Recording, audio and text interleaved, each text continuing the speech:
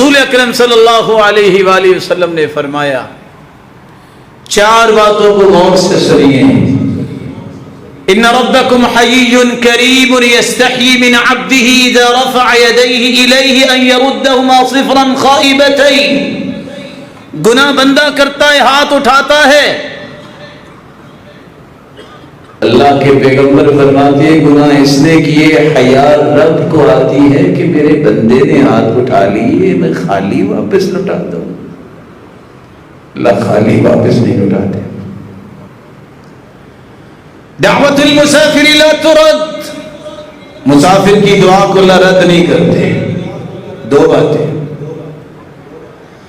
رب اشعث اغبر مدفوع بالباب لو اقسم علی اللہ لأبرہ.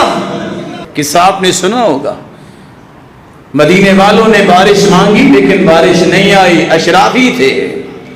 جوتیاں بنانے والا اٹھتا ہے وضو کرتا ہے 2 رکعتیں پڑھتا ہے جس کو عاشقون سمجھ کے حقیر سمجھ کے موچی کہہ دیتے ہیں.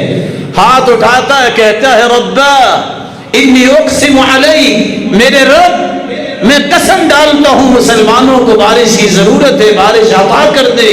محمد بن منقدر فرماتے ہیں ہاتھ بعد میں نیچے آئے بارش پہلے آ چکی تھی.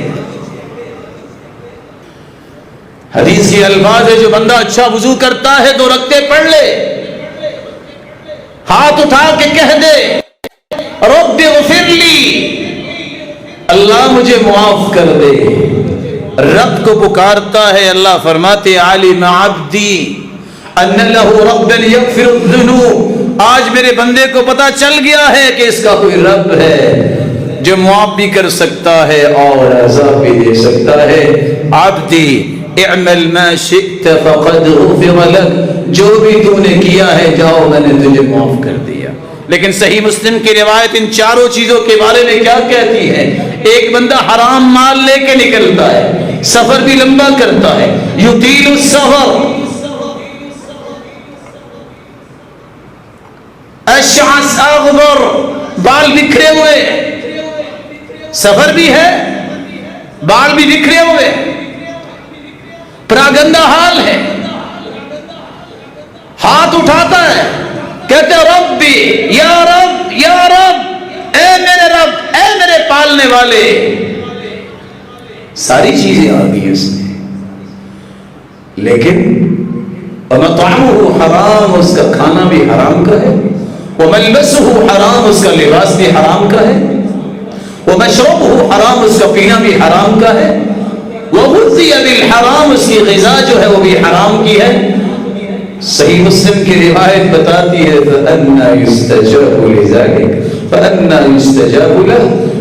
اس کی دعا کو اللہ کیسے قبول فرمائیں گے جس کا کھانا پینا و لباس حرام کا ہے حالانکہ وہ مسافر بھی ہے حالانکہ وہ یا رب بھی کہتا ہے حالانکہ وہ بھی اسی طرح بال بکھرے ہوئے ہے اور جا بھی رہا ہے تو کہاں حج کرنے جا رہا ہے.